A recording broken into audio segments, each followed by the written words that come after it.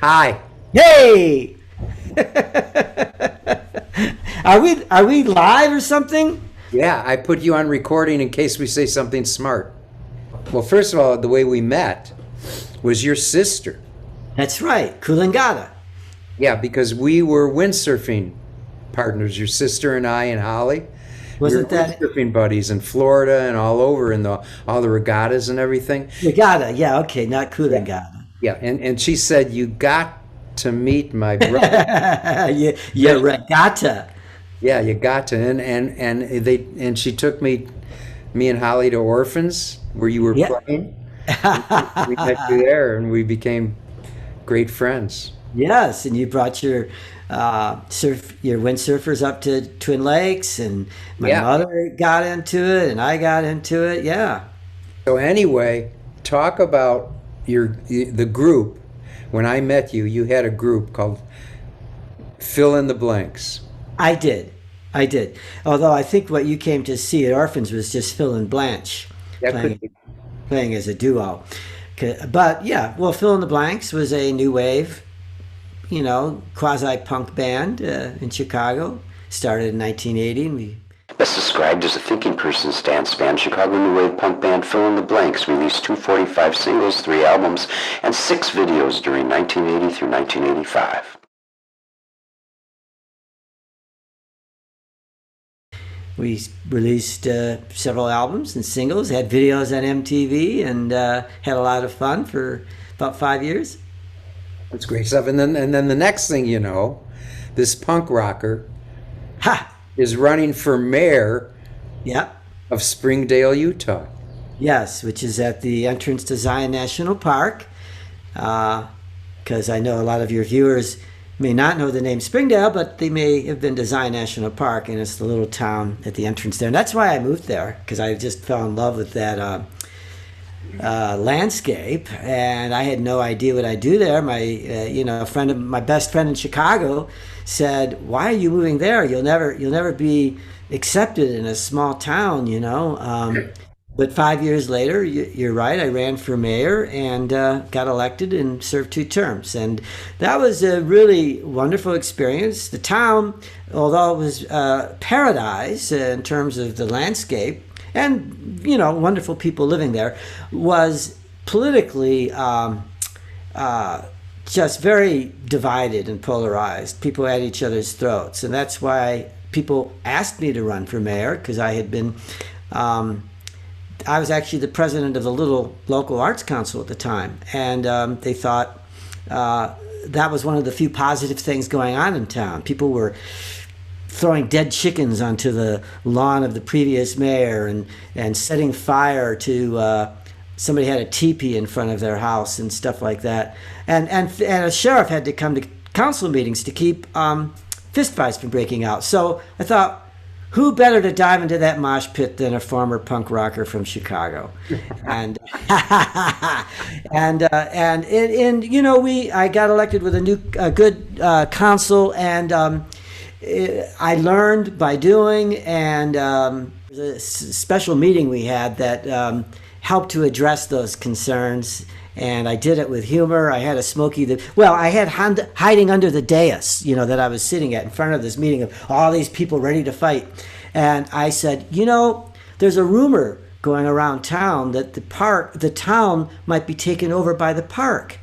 And I said, whatever gives you that idea? And I put on this Smokey the Bear hat, this park ranger hat. And everyone broke up laughing. And it's like, great, I got that one right off, diffused that one right from the beginning.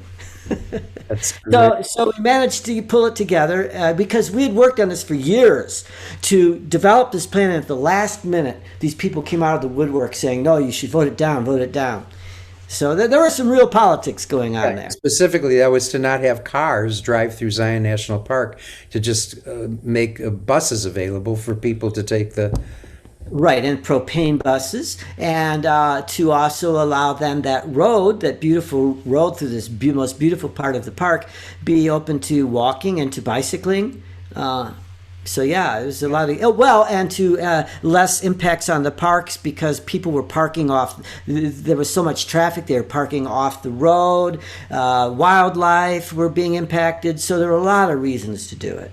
Well, the town had gone to the park with this idea, and the park went with it to develop a shuttle system that would have people park and then get into the shuttle, and we became partners in the gaining the political support for that.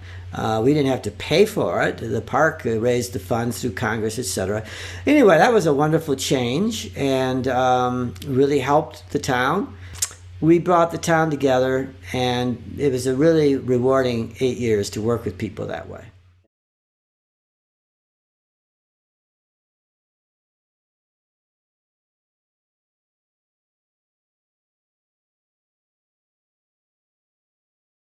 And also, you won a major award, a major recognition and honor from me, From you? but also from someone else or some other organization or for your great work, didn't you?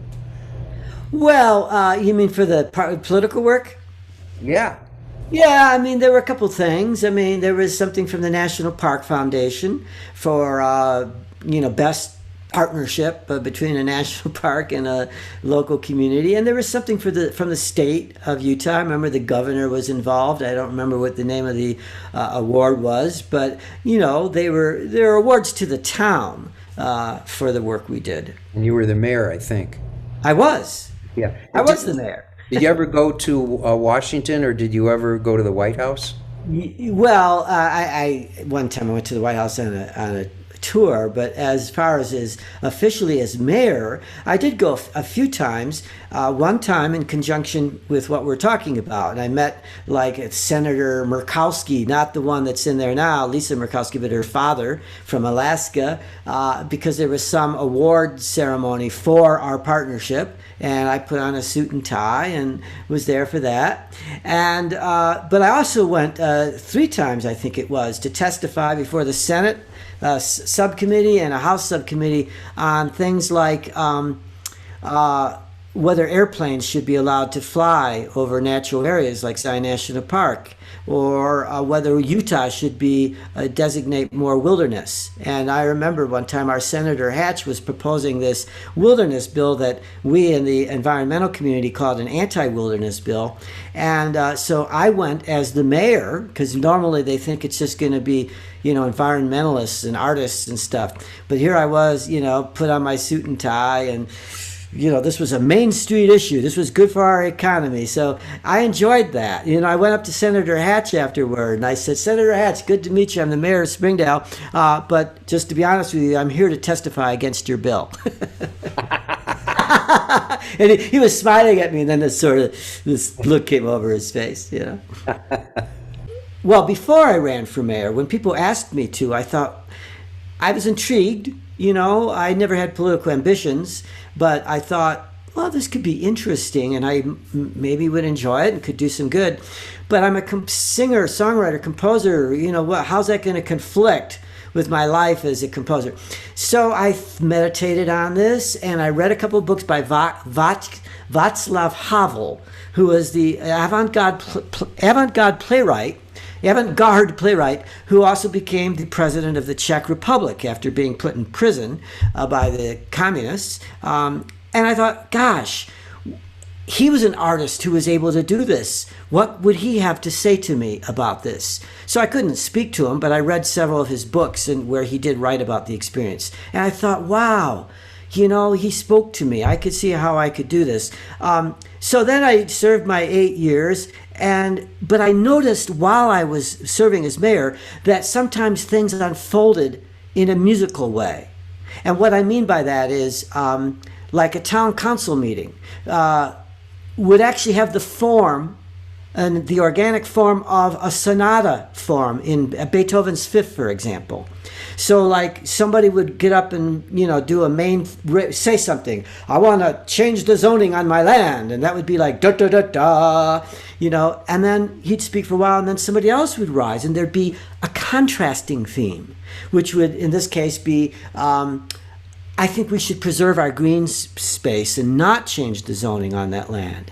And that was a more lyrical theme, just like in a Beethoven sonata. But the main thing is that then those themes got argued and discussed in the same way that the development section of a sonata form does with musical themes. And I thought, this is really cool. This is like a sonata. So I just thought that and didn't think I'd do anything with it until later. And also, critically, I noticed that the way people related to each other, when it worked well, they were relating to each other like a jazz ensemble, listening to each other, supporting each other, not jumping in until it's their turn, and then they've listened well, so they know how to build a solo after that.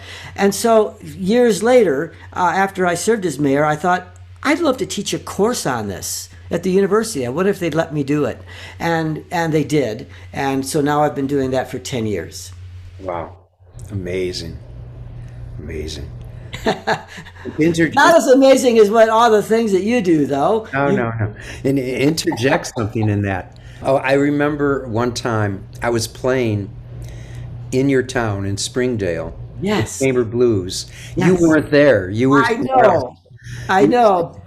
Somewhere else accepting some other award. No, I was in St. Louis I had gotten a grant to write a piece based on baseball in St. Louis, and I was in St. Louis doing that. Right. So while you were there, I called you from the stage on my cell phone, and you got to talk to your constituency when I held the phone to the microphone in the auditorium where I was playing, outdoor auditorium. And you got to talk to your constituency, and they were cheering and everything. It was great. You were just so cool to do that. So anyway, Garland Hershey's cows. Tell me a little about that. Well, and here, can you see? Let's see. Oh yeah, you can see my cow back here. Yeah. That was for a period of time. People were always giving me cow presents. That one was from my wife at the time, who you know well, Blanche, who was fill in the blanks. Still one of my best friends. We're not married now, but anyway, yes, I wrote. That was a turning point in my life. I had moved to Springdale. I'd lived there a couple of years, and then I was invited by some place in Salt Lake that I didn't really know yet, called Another Language Performing Arts Company, to write a piece. And they were offering me my first commission, like money, to write a piece for their alternative music festival. And I thought, great, but what am I going to do, So I woke up one morning. I just, lived in this house for a couple of years, and I woke up one morning and heard from the pasture outside my house, I heard, and I knew it was cows, and I thought, that's such a cool sound. That's what I'll do. Maybe I can make a piece on that. And when I got out of bed, a little later, I went out on my deck, which overlooked the pasture, and there were about 10 cows down there, and they were about 100 yards away, but I went to them, and they raised their heads, they looked at me, they came bounding towards me, all mooing, and I thought, cool, I'm going to go down there, I'm going to get myself a tape recorder, go down there and record them, and I'll cut it up and make it into one of those tape pieces, where I construct the sound out of it. Well, trouble is, so that was just going to be a cow piece. But the trouble is, I went down there a week later, went out in the pasture, and the cows ignored me. I'd go, they just ignored me. And so I thought, oh no, what's going to happen to my piece? So I went back into my house, I got my phone, and I called up Garland C. Hershey, who lived 2 miles away in Rockville, but he kept his cows in the pasture next to my house. And I said, hi, he knew me. I said, hi, Garland, this is Philip. He said, how are you doing? And I said, I'm doing great, Garland, but listen, I'd like to use your cows in a piece of music I'm going to write. And this guy's 70 years old, a good Southern Utah man, and he didn't miss a beat. He just said, well, that'll be all right. And I said, cool, well, I'm glad it's all right. I'm glad I have your permission to use your cows, but the trouble is, they're not mooing for me. Could you come over possibly and do something to get them to moo? He said, well, that'll be all right. So he got in his little white pickup, drove right over. We went out in the pasture, and he got him to moo, and I got all these cool sounds. And I listened to him talk. He was telling me some stories. I said, Garland, I got another idea. I'd like to put you in the piece. And he said, well, that'll be all right. And so we went right down into my little basement studio. I stuck a microphone in front of him. I asked him a question, or to get him going, and then I'd ask him questions and tried to stay out of the way because I'd never done a piece like this, but I sensed that what I wanted was audio from him that I could use, like I used the sounds of the cows, and so I could pick things. I spoke to him for an hour or so, and I probably just used a few minutes of it. And yes, that became this piece, Garland, Hershey's Cows. And I went to Montreal to a music festival, and a friend of mine said you ought to give it to this guy, Charles Americanian from San Francisco, had a radio show out there. And I gave it to him, thought maybe I'd hear from him like months later. He saw me the next day and said, I love it. I want to play that on the radio. And he went back, played it on KPFK, I think it is. And I got 80 letters from people, some people who had cow rancher parents, some people who are avant-garde music fans. And so that just started me on this path, and I became an alternative music composer. Amazing. And you know how much I love that piece too. Just like I couldn't get over it. Well, thank you. Oh, you know what? I should just say, if you're going to kind of punch these things in, that when you do play Garland Hershey's Cows, the audience, if you do, or if you send them to it, that they'll hear his answer to my very first question. They don't hear me. I didn't want to be in the piece. But my very first question was, Garland, could you tell me a little bit about your cows? And then his answer is what you hear at the very beginning of the piece and gets repeated as like a musical phrase. You want to know a little bit about, want to know a little bit about my cows, A little bit about my cows, A little bit about my cows, A little bit about my cows, A little bit about my cows, A little bit about my cows, Well, tell you, a little bit about my cows, A little bit about my cows, A little bit about my cows.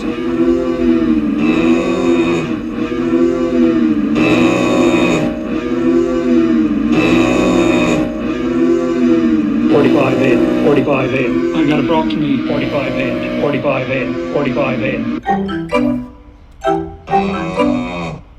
I got approximately 45 in.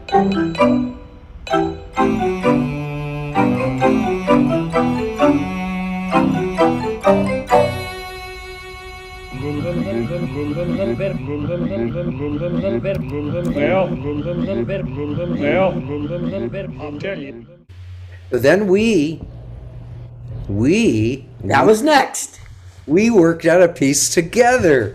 You did. You invited me. We did, together.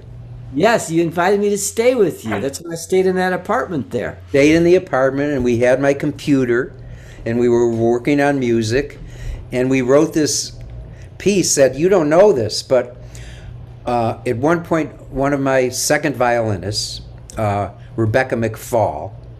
I know Rebecca. She lives here. She comes and speaks to my class at the U, but go ahead. Yeah.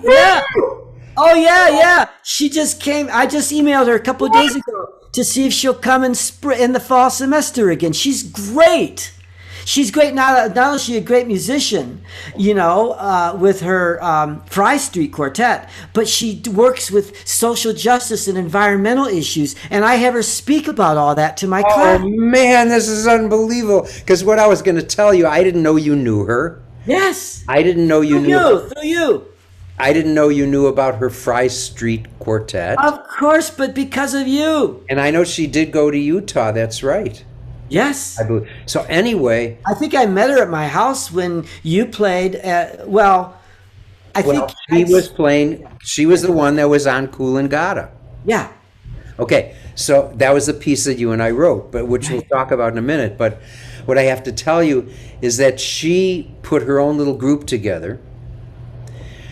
And while she was still in chamber blues, and she went to a major contest.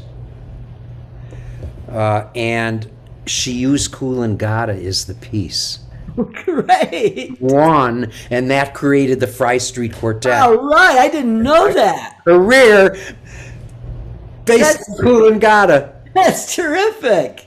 And when I used to rehearse the piece with them, with the group, I used to, want to make sure those dynamics were in there. I know you've always been into dynamics. Yeah, and I was really intense with it. And she got her group to do this. Yeah. And they won the contest hands down. Left Chamber Blues, of course, and now you know her.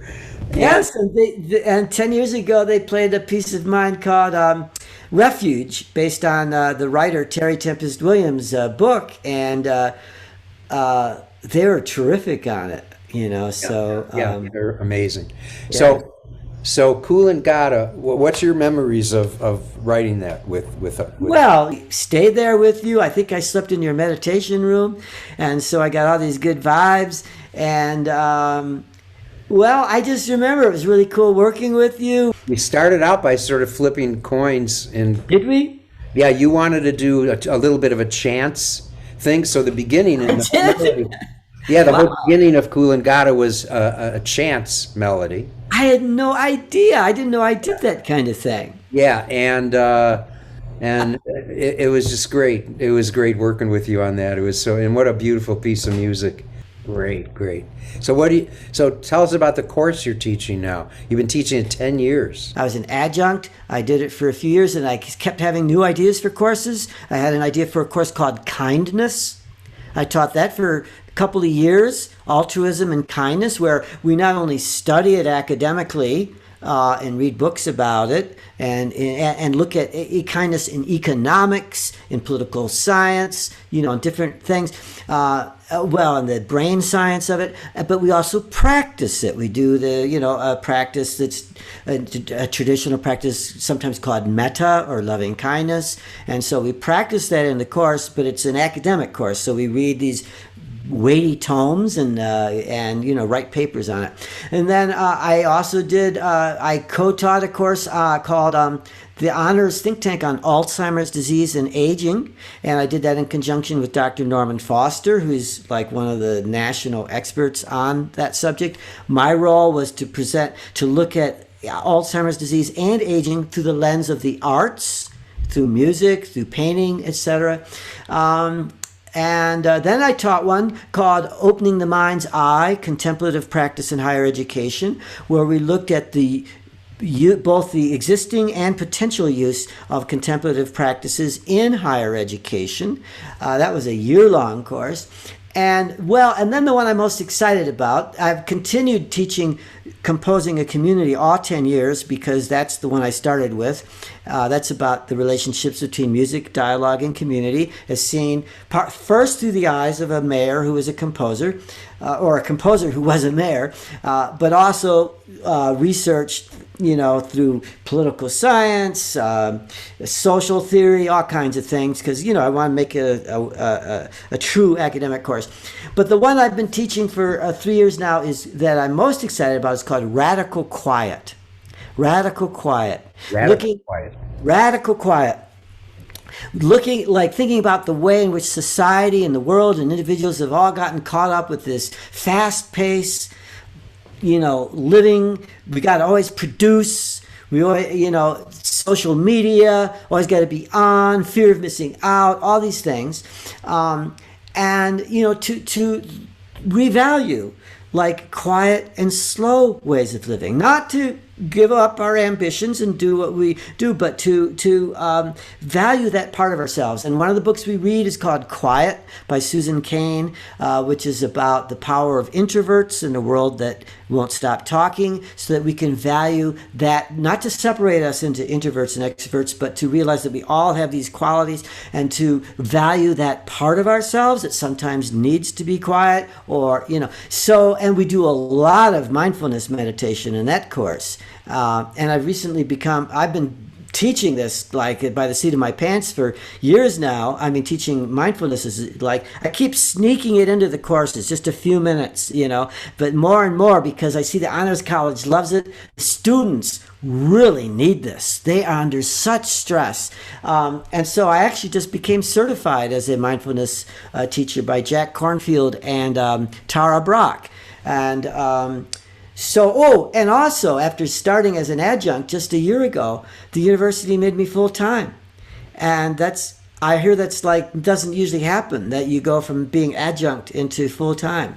But I'm now like a full time professor. It's crazy. Wow. And how about your wife? And I've got a wife now.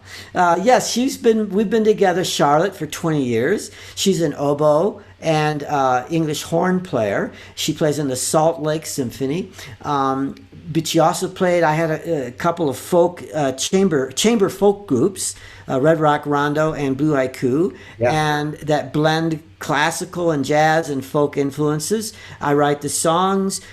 She plays in those groups. She's also a meditation and a 35-year long yoga teacher. Yeah, so she's a yogoboist. Yogoboist, exactly.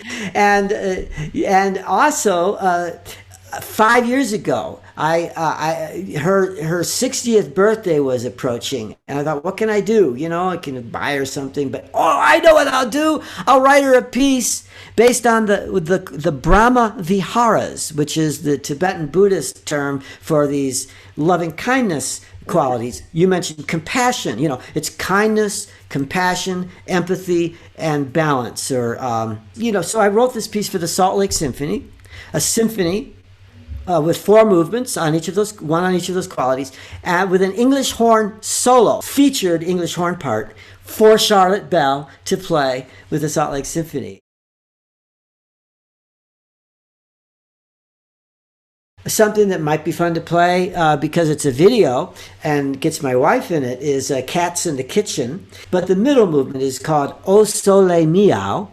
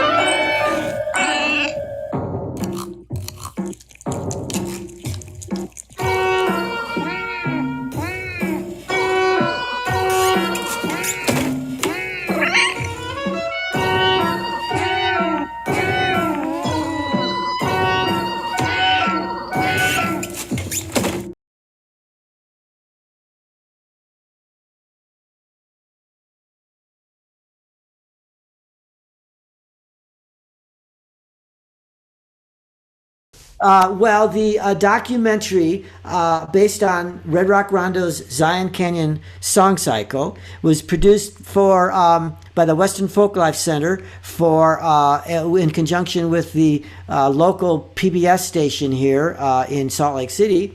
And then that got shown on other PBS stations, and it won an Emmy Award, 2 Emmy Awards, for Best Documentary and for Best Music. There he is, Phil Bimstein. Amazing. But I didn't even know I was here. You are. Well, only when I look at myself on the camera. Now I see that I am. Yeah, otherwise you wouldn't have known, Wonderful. Meditation room is still there. Isn't that where I slept? Yep. Yeah. Oh, it's on your left? Okay, now I know where you are. Yeah, there it is. And then you keep panning and go to the kitchen. See, I know this house. Absolutely. Say hi to Holly. I will. Say hello to Charlotte. Hey, there you are. Hi, Holly. Hi, Phil. Good to see you too. How are you? I'm good. You look just the same as So do you. 30 years ago. How's Charlotte? He's good. She's good. We came up to the